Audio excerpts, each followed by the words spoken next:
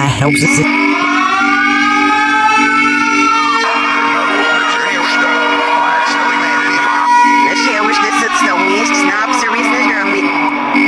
The first call to emergency responders came without hesitation. Sharp, urgent, and trembling with disbelief. "We need an ambulance right now. A trainer's been pulled under." It was just past 3 p.m. at Ocean Haven Marine Park, a bright afternoon where families filled the stands, children clutched dripping ice cream cones, and the smell of saltwater hung in the air. Moments earlier, the crowd had been laughing, clapping, and pointing at the shimmering pool where a massive black and white figure glided effortlessly beneath the surface. No one, not the parents in the stands, not the fellow trainers, and certainly not Jessica Radcliffe herself, expected the next few minutes to change everything. Jessica had been with Ocean Haven for over a decade. She wasn't just an animal trainer. She was a marine biologist, a researcher, a caretaker, and, in her mind, a friend to the very creatures most people only saw from behind glass. She was not reckless. She didn't dive headfirst into stunts for applause. She was the kind of woman who triple-checked her safety gear, who knew every scar and scratch on the orcas in her care, and who treated them not as props in a show, but as partners in a carefully choreographed dance. And at the center of that dance was Mallow. Mallow was a giant, 12,000 pounds of muscle, power, and grace. To the audience, he was breathtaking. To Jessica, he was more than that. He was her pride, her daily challenge, and, she believed, her companion. Their bond had been built over years. In the early days, she would spend hours sitting by the pool's edge, tossing fish, speaking softly, letting him learn her voice, her scent, her rhythm. Later came the swimming sessions, slow, cautious, never pushing too far. Eventually, they performed together, with Jessica leaping into the water as Mallow propelled her to the surface in a spray of silver bubbles. It was trust, pure and unshakable, or so it seemed. On that day, the routine was familiar. The music swelled. The crowd leaned forward in anticipation. Jessica signaled, and Mallow responded with a deep dive, his massive tail slapping the water. Then, without warning, the tone shifted. Mallow surfaced, but instead of releasing her hand as he always had, he clamped down. Not with a playful nip, but with a grip that didn't loosen. The audience thought it was part of the act. Jessica knew immediately it wasn't. Her body jerked forward, her lungs tightening as the water closed over her head. Trainers on the platform shouted his name, banging on the sides of the pool, trying every technique they'd been taught to distract him. Mallow dove deeper, pulling Jessica with him. She fought the instinct to thrash. She knew sudden movements could escalate his behavior. She tried to stay calm, thinking he'll let go, just like before. He trusts me. I trust him. But seconds stretched into an eternity. When he surfaced again, her head broke the water for just a gasp before they plunged down once more. This time, she felt the raw, unfiltered strength of a wild predator. A reminder that no matter how many years she had spent building this bond, Mallow was not a pet. He was an apex hunter, and the ocean's rules still lived in his blood. The stands had fallen silent. Some parents shielded their children's eyes. Others began to understand that what they were seeing was not a performance. It was a struggle. On the poolside, her colleagues were already on the radio. "We need an ambulance right now. A trainer's been pulled under." The next minutes blurred into chaos. Trainers threw in buoys, tried distraction feeds, even activated underwater gates. Anything to coax Mallow into a side pen. Finally, as abruptly as it began, he released her. Jessica floated, gasping, her chest heaving, the sting of salt water burning her eyes. 2 trainers hauled her onto the deck. Someone pressed a towel to her face. Someone else held her shaking hands still.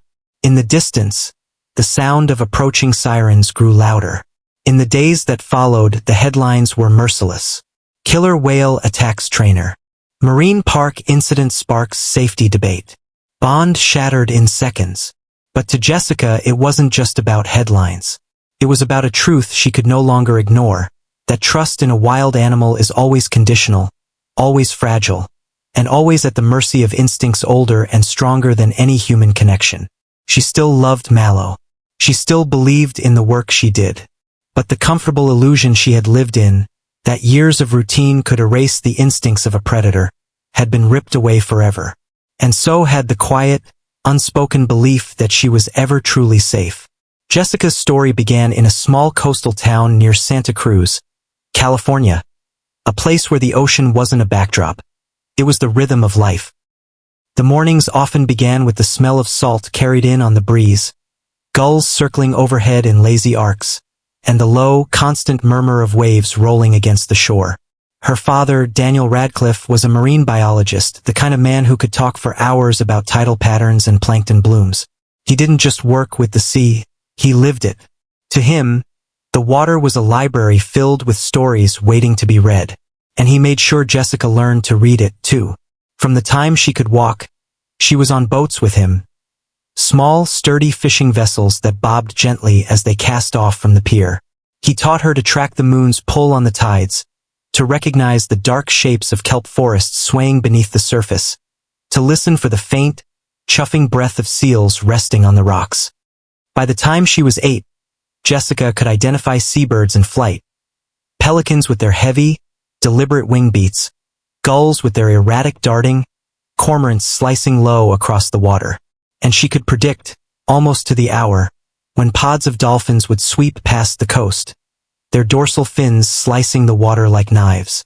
But there was one moment, one afternoon, that set her life on an unshakable course. She was 9 years old when her parents took her to a marine park several hours away. The show was already underway when they arrived. She squeezed through the crowd to the front, leaning so far over the railing that her mother had to grab her shirt. And then it happened. From the center of the pool, a massive orca surged upward, breaking the surface in a cascade of silver spray. Its black and white body gleamed under the sunlight, the sheer power of its leap seeming to slow time itself. Water droplets caught the light like diamonds before falling back into the blue. Jessica's breath caught. She barely blinked as the whale curved gracefully back into the water with a thunderous splash that misted her face. In that instant, she was spellbound. It wasn't fear. It wasn't just awe. It was something deeper, a magnetic pull that told her she would not be satisfied standing on the edge. She wanted to be in that water. She wanted to work with these creatures, understand them, speak their language. Her path from that moment forward was deliberate. Through high school, while friends chased sports trophies and social circles, Jessica immersed herself in marine science. Her room became part library, part laboratory.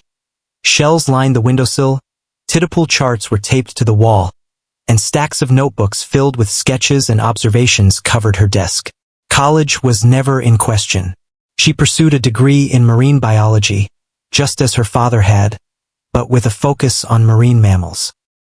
Every lecture on cetacean behavior, every late-night study session, every lab experiment was a stepping stone toward a single goal: working alongside the ocean's most intelligent predators. When the chance for an internship at Ocean Haven Marine Park came up, a coastal attraction south of Monterey that was quickly earning a reputation for its marine mammal program, she jumped at it. Her first weeks there were far from glamorous. She started at the very bottom. Mornings meant standing in a damp prep room, chopping buckets of fish with the metallic smell of herring clinging to her clothes. Afternoons were spent scrubbing algae from the tank walls until her arms ached. She learned to keep feeding schedules down to the minute because consistency, the senior trainers told her, was the foundation of trust. But Jessica didn't mind. Every task brought her closer to the animals she had dreamed of since childhood. And then, one afternoon, as she carried a bucket of fish down the walkway to the largest tank in the park, she saw him. Mallow. Even from a distance, he was breathtaking. A towering dorsal fin cutting through the water like a blade, sleek black and white markings as bold as ink on porcelain. He moved with a controlled power, every turn deliberate, every surface break a quiet reminder of his size. Jessica froze at the railing, watching him circle slowly, the sunlight painting shifting patterns across his back. Something about him commanded attention in a way no other animal had. She didn't know it then, but that was the moment her life and Mallow's would intertwine. It was the first meeting in a story that would take years to unfold. A story built on trust, wonder, and the quiet, dangerous truth that some bonds are never truly tamed. Mallow was the pride of Ocean Haven Marine Park. The animal whose image was printed on brochures, splashed across billboards, and stitched into the uniforms of the trainers. At 22 feet from nose to tail, he was a living torpedo of muscle and grace, his towering dorsal fin cutting through the water like a sail catching the wind. Under the bright glare of the show lights, his black and white markings gleamed like polished stone, and when he moved, it was with the effortless confidence of a creature who knew exactly how much attention he commanded. To the public, Mallow was a star. His repertoire of tricks could fill an entire performance. He could leap clear out of the water in a perfect breach, spin midair before crashing down in a white explosion, and send tidal wave splashes into the first rows with the swat of his tail. Children screamed with delight. Cameras flashed. The applause always came in waves as loud as the water itself. But that was the Mallow the audience saw. Behind the glass, away from the stands and the loudspeakers, Mallow was a different story. Trainers knew his moods could shift in seconds. One moment, he'd glide lazily beside them, accepting fish and gentle pats. The next, he might refuse a command entirely, turning his massive head away and sinking into the depths. There were days when he became impatient, snapping his jaws at the water's surface, his clicks and whistles sharper, faster. He had a history, short bursts of aggression during training, moments when his size and strength served as a reminder that he was not a domesticated creature. More than once, he had sent an inexperienced trainer scrambling back to the platform, shaken but unhurt. With most of the staff, his defiance was clear and uncompromising. With Jessica, it was different. She never rushed him. She never tried to overpower his will with louder commands or sharper gestures.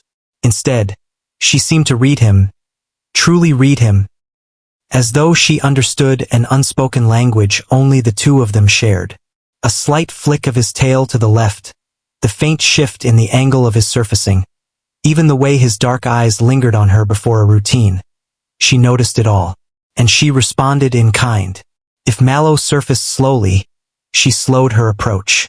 If his movements were tense, she would stand quietly by the pool's edge, waiting for him to come to her instead of calling him in. Over time, their sessions grew smoother. He would perform for her without hesitation, hit his cues with precision, and linger near her in the water long after the performance ended. It was a bond that seemed unshakable, a connection that drew curious glances from other trainers. By the time Jessica was 21, her skill and composure had earned her something few achieved so young. She was promoted to lead OrcaTrainer, the youngest in Ocean Haven's history. The title meant she was now the primary voice Mallow answered to, the main architect of his routines, and the one responsible for his daily care. To her, the responsibility was not a burden but an honor.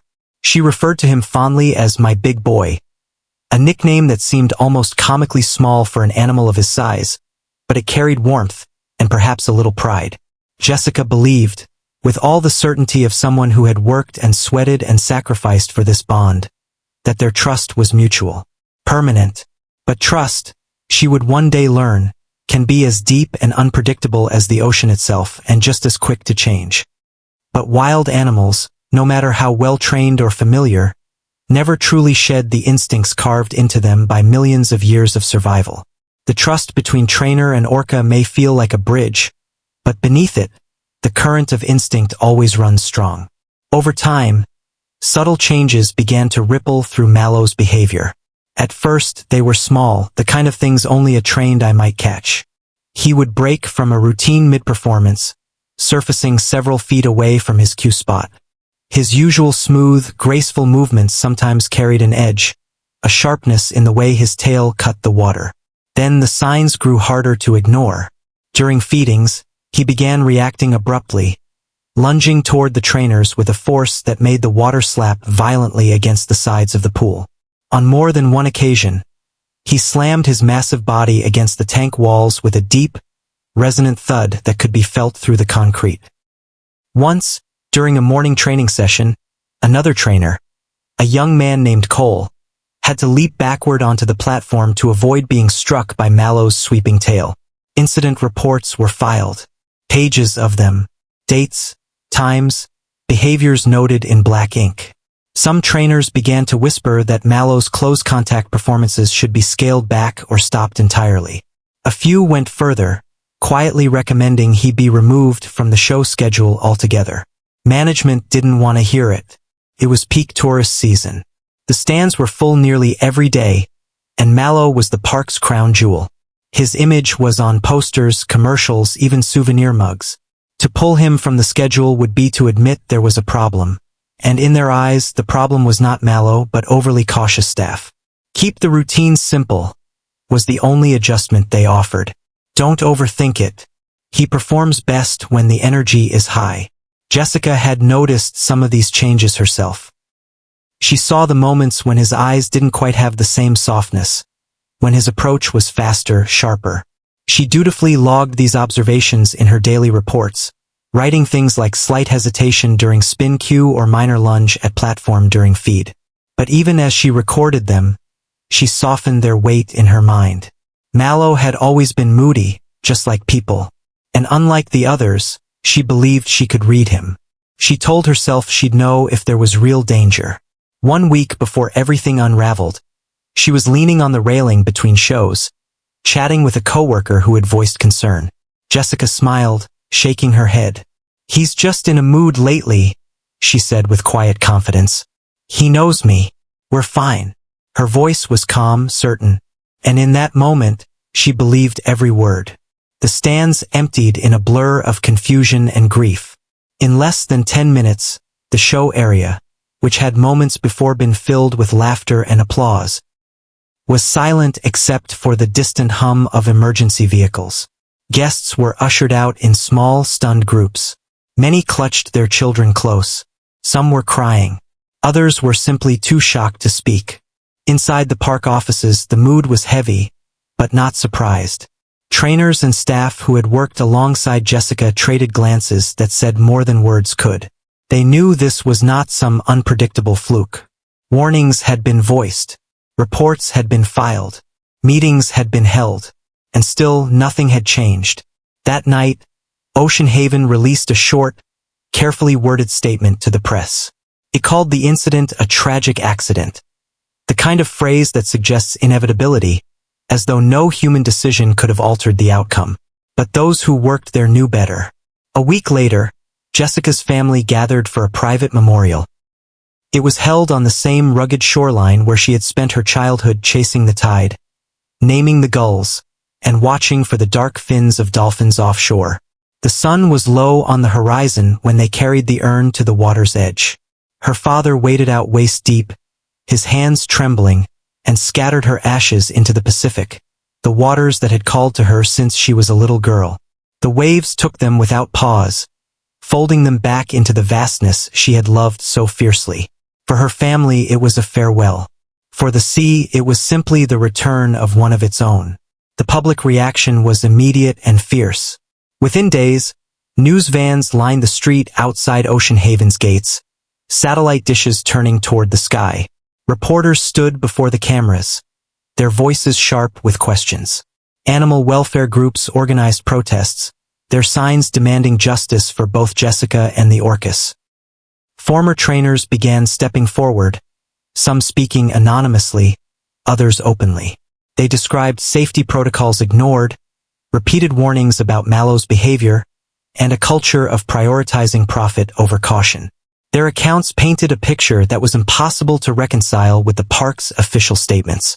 The pressure mounted. Attendance plummeted. Legal inquiries were launched. 6 months after Jessica's death, Ocean Haven closed its gates for the last time.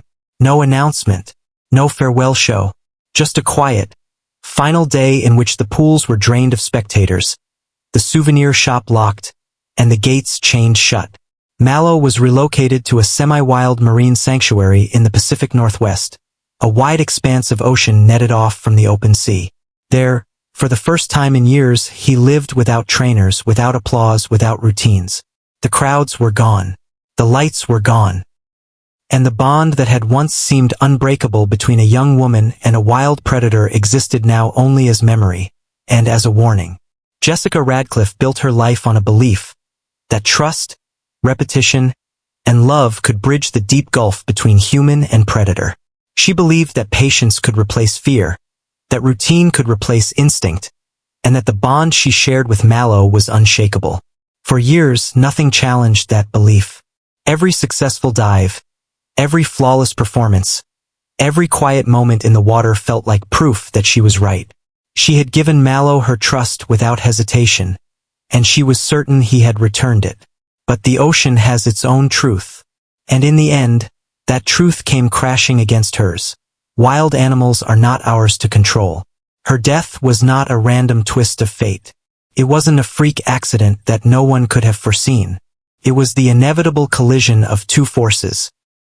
A human heart determined to connect, and an animal bound by instincts that cannot be erased. It was also the product of something larger. An industry that too often prizes spectacle over safety, applause over caution, and revenue over reality. In that world, risk is an accepted cost until the cost comes due. Mallow's instincts had never left him. They had simply been waiting. Jessica Radcliffe's life and death stand as a warning, a quiet but unshakable reminder of what happens when we forget where the wild truly belongs. She gave her heart to the ocean, as her father once had, as countless others have. But the ocean and the creatures that call it home make no promises to give their hearts back. They are not ours to possess, only to respect from a distance. Rest in peace, Jessica. Your story still speaks, not just for you, but for every voice silenced in the name of entertainment, and for those who cannot speak for themselves.